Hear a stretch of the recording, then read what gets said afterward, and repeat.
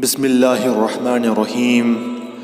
پننہِ گرِ ہاکھ تہٕ بتہٕ بہتر زانو پننہِ گرِ ہاکھ تہٕ بتہٕ بہتر زانو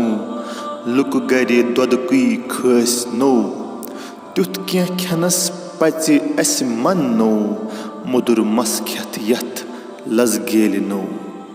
اس کلام میں شمس العارفین جناب شیخ العالم شیخ نور الدین نورانی رحمۃ اللہ علیہ نصیحت کرتے ہوئے فرماتے ہیں